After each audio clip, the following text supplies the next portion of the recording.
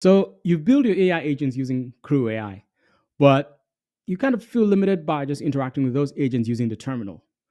And you're wondering, can I build a UI to actually interact with these agents? Well, yes. In this video, we'll be going over how you can actually build one of those UIs using Streamlit and be able to actually use it locally. So let's get started.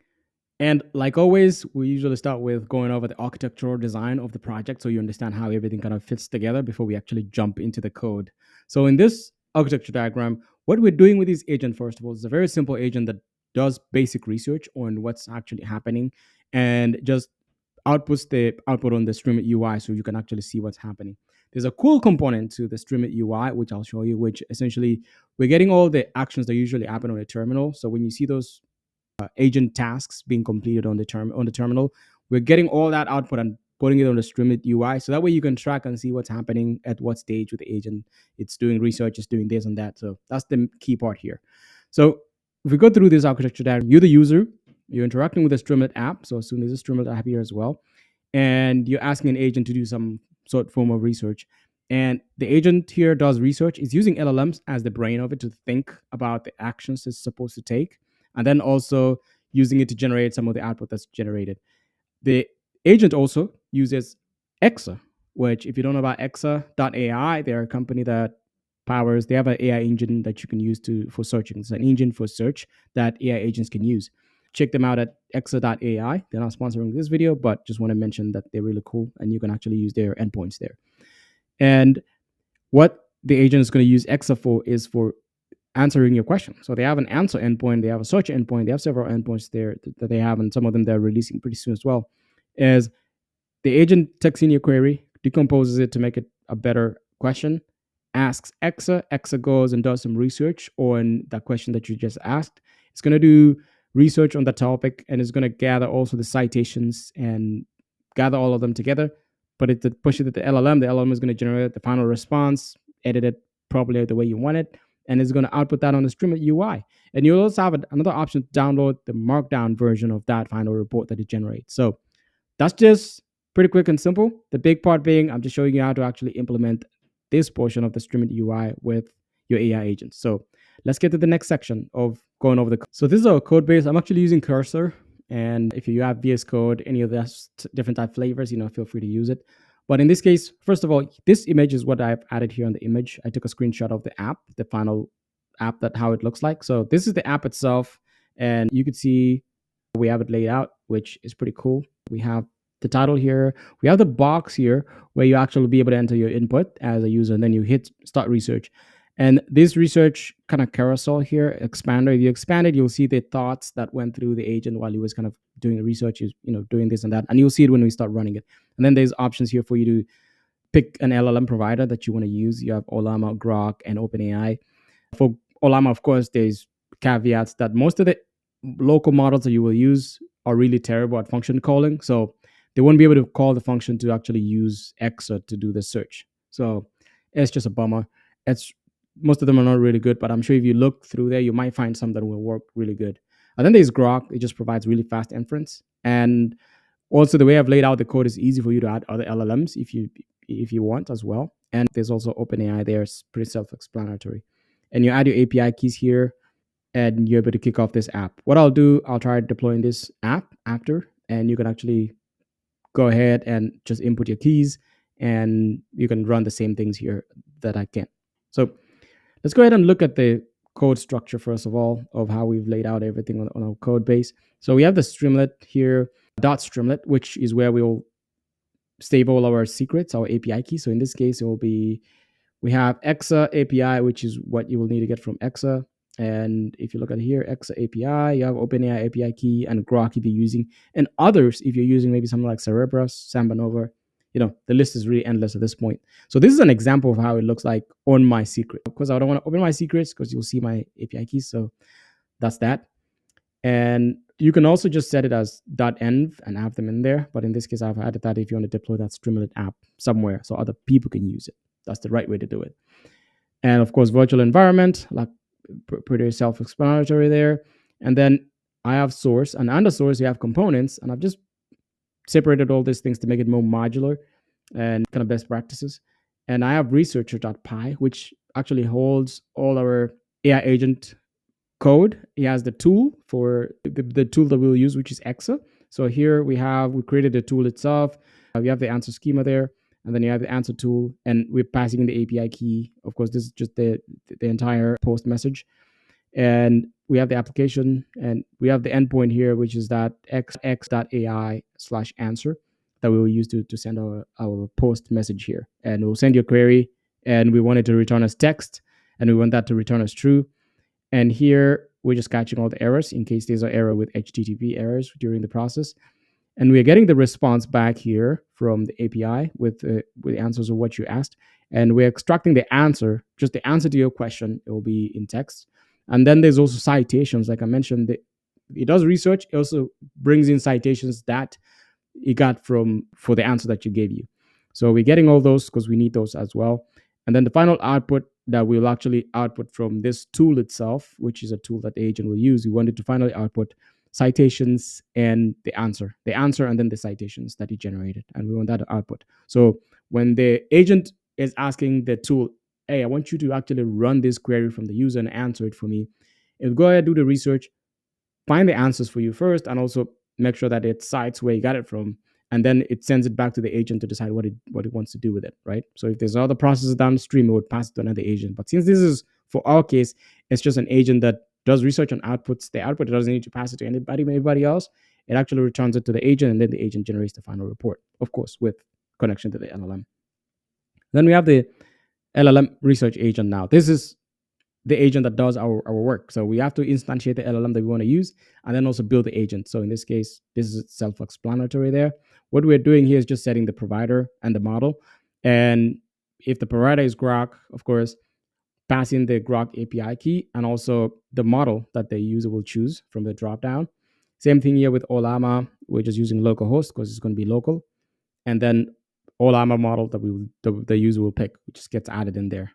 And otherwise, if it's, if the model is GPT, whatever, all these OpenAI models, it will go ahead and set whatever API, whatever OpenAI model that you picked, and also passing the API key. And you can also have custom where you actually just write in the agent, the LLM itself. You're not restricted to picking from this option. So you can actually just type it in exactly how it looks like. And so we build our agent. So here, the agent we have here is called researcher. Just the word researcher. So this is the entire agent right here. So if you look through this is the entire agent. And what we have, the role for the agent is the researcher analyst, because you have to tell it the role, right? It's a person, maybe assume it's a person working at the company. They have a name, they have a role, their job title. And then they have the goal, which is what did they do? What's the job description? And then you have backstory, which is essentially their experience. What are they good at? And then the tool that they will be able to use here is the Exa answer tool, which is just built up there. You'll be able to use that Exa tool to go find answers for us. And so if you're a human being, for example, tool would be equivalent to maybe a laptop, internet access for you to actually get your job done at your workplace, for example. And then we have the LLM, which is instantiated up here. Whatever LLM you pick is going to be passed to the agent here. And the LLM is more of like the brain of the agent, because that's what is able to think through and generate answers and also decide what actions to take. And then verbose equals to true. Essentially what we're doing with this is what it's doing, we want it to show us what it's doing. So essentially just kind of, speak up, and so we can see what you're doing, kind of thing. And then we just return the agent there because it's a function. And then we build the tasks for the agent, because each agent needs to have a task. The same way each employee needs to have a role and explanation of what they need to do. And here's what we're doing that. So description, we put this as a task description, and we're taking that somewhere up here. We'll instantiate that there. So task description is essentially what the agent wants. You want the agent to do. And then we have the expected output of what the agent itself is expected to produce after the entire process, what it does. So in this case, we wanted to generate a full report. And this is all the explanations we gave it to make sure that it generates a report we want. So we wanted to generate a comprehensive research report for the year 2025 to make sure that it's current year and doesn't just hallucinate any other time period. And also, we want the report to be concise and focusing on significant impact and impactful findings. And this is how we wanted to structure the report. So it should be an executive summary section, key findings section, analysis section, future implication section, recommendations, and citations section. And then we just gave it extra information there to make sure that, it's relevant to 2025 and specific dates and numbers if anything is added in there. And then we pass in the agent that needs to do these tasks. So this is assuming if you had so many other agents, you would pick which agent where you want to do these specific tasks. So for this one, we just putting it as researcher, which is our research agent up there. And then once it's done doing its research and generating the findings, we want it to output the final output to our folder called put. And under that, it should name that report as research report.md.markdown. So it should be in markdown format. And then we have the agent, we have the task, and we have the tool. So now we put all of them together. That way they form a crew that can actually get the job done. So here we have the crew, and under the crew, we have the agents. We have one agent. If we had so many others, we would just add them here in a list. Same thing with tasks, one task. If there were so many tasks, we would just add them on the list as well. And then for both true, same thing as above. Tell us exactly what you're doing as a crew. And then the process, this is how we want the job to be accomplished. In this case, it's only one agent, so we want it sequential. If it was maybe you wanted a manager that delegates to others, it would be hierarchical and so forth. So, and then after that, we just want to kick off the entire process. So that's returns the kickoff. So that's our research.py. Now we get to the Streamlit side. So on the Streamlit side, this is the sidebar. So on the Streamlit app, like we mentioned earlier, there's going to be a sidebar, where that's where you have all your configurations for LLMs and API keys. So this is what handles that. So we have the Ollama section there. We have the sidebar here as well that kind of handles all those sections, picking the LLM and putting the API keys. This is what all this does. And that's really it. So that finishes the sidebar. Now, component is done. Let's go to utilities. Yeah, so on utils, this is where the magic happens in terms of what I mentioned. When you run it, usually the output shows up in a terminal here. Usually you see, okay, it's done this step, it's going to the next step. Well, for this case, we want to capture all that output that goes into the terminal, and this is the standard out. Capture that and then pass it over to Streamlit to be able to show it on the UI aspect of it. So we're doing some regex gymnastics here a little bit. And we just, for example, here we have to create the class for Streamlit process output. And we have to clean the text and remove all the ANSI escape codes from the output that comes in from the process. And that's what we're doing with all this code right here. And then we have removing any bugs that we get from this, sometimes light LLMs throw some error messages. We don't want to show that on the output screen, so we take that out. And then we clean some of the formatting errors that usually comes in with it. It usually shows some like timings, how much it took for this and that. It looks a little tacky when you leave it in, so I took those out. And then kind of writing the clean text there. And then we are splitting each line, especially for whatever output comes in. We want to split that. And then for each line, we want to strip some extra stuff that we don't need.